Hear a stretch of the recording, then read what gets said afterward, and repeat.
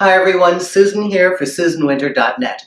So this week I had an interview that actually sparked this conversation, and the interviewer wanted to know about the savior complex, and that has to do with give and take in relationships. And you might notice I don't use a lot of traditional psychological terms. I like to reframe things in Susan language because I find that many of these terms, okay, I understand linguistics and I understand that we need to label and categorize things as humans. We need that to make things make sense. But oftentimes the very labels that we use to me sound very limiting and very much an identifier of who we are. So you understand the savior complex. It's the person that rushes in and their incentive in a relationship is to be of service and save. Now, generally, this is an okay thing to have. I want to go over this long and big history and rootedness of give and take, which goes into relationships. I can guarantee you, most of your discontent that you're having right now, it's that you're either giving much more than you're getting, or you're having to take and that's making you hate the person. So let's go over how this gets into balance and how it gets out of balance. You might notice in human beings that we get our reward center. Ding, ding, ding, ding, ding. We feel good when we are good people. Now, I don't think that's sociologically learned. I think that's inherent in the human animal, and I think it has to do with cooperation and our survival. But regardless, most people like to be good. They like to be helpful. We have an inherent need to feel that we are of value, that our contribution in life has meaning. And that's why we get a very good feeling when we help or when we give. And it has long been known that the way to be a happy person is to be a giver, to give of yourself. That rather than, I need love, I have to have love, give me love. I heard once, a lady told me years ago, if you're feeling lonely and you're feeling unloved and you feel like you desperately need a guy, go out and love someone or something. Do something positive. And it's true. It's the way to reroute it and have command of this. So give and take is a massive part of ongoing attraction in a relationship. So you might have noticed, those of you who are givers, you attract a taker. And you takers, boy, you're looking for those givers, and your antenna is tuned into them. It's a natural draw. Now, it will also be the crux of both of your resentments. So when our savior mentality, which is to be good, gets out of whack, it gets out of whack in our personal relationships and creates unbelievable emotional pain and resentment. Here's when helping is not helping. If you are the overgiver, and I say overgiver because we want a fluid give and take, but if you are locked in one end of the teeter-totter, yes, very sophisticated Susan language here. If you are in the teeter-totter thing and you are the overgiver, you are disabling the other person.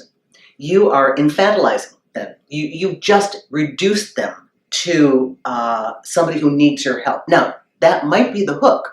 They may have come into your life and fallen in love with you or think they're in love with you because of what you give them. But there is a time that helping is not helping. When helping becomes disempowering the other. And it can also become a lock for you, the giver, because you know what? It's Pavlovian. Once you give, you can't just say, okay, I gave Tuesday, I'm not going to give you Wednesday. That becomes habitual. Okay, short story, I was in Lake Como a little while ago, and for whatever reason, I was chosen to cook. Now, there were 4 of us. I'm not a cook. I make the same 3 meals every day. I mean, I'm not very inventive that way. I got, like, in the beginning, it's fun. After a while, it's like you get trapped. You get locked in a role, okay?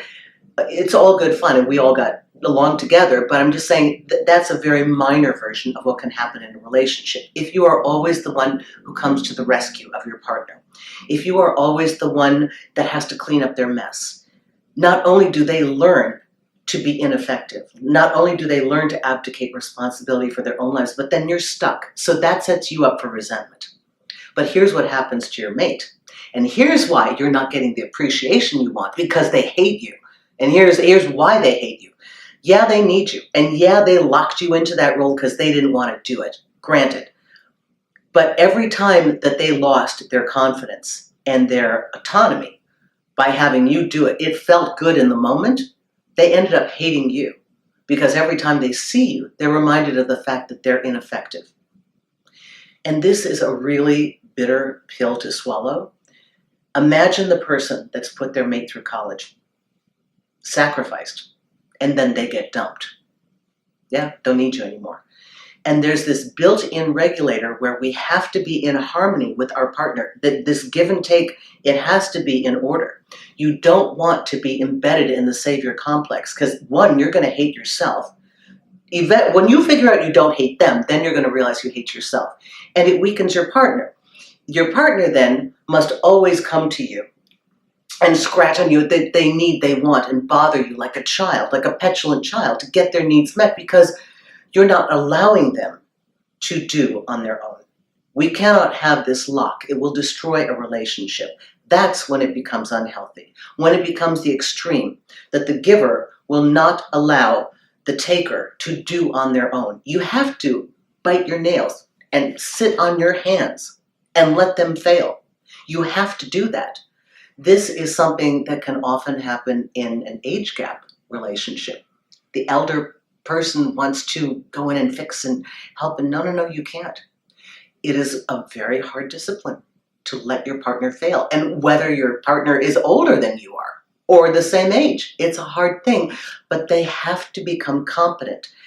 You see, we cannot take away our partner's responsibility for taking care of themselves, or we will set ourselves up for this very negative dynamic. So while you may get a reward sociologically for being a savior, yeah, save the planet, save animals, save something, be that kind of a savior. But in an interpersonal relationship, if you get locked into any one of these roles, the savior or the needy person, I guarantee you it will be the end of your relationship. Think balance and try to really measure yourself. If you're the taker, start to do on your own. You think you need them. You don't necessarily need them to do all these things. You're lazy. Okay, you've been lazy. So this is my advice to you, to have a much more positive and peaceful and happy relationship. Get your giving and taking in balance.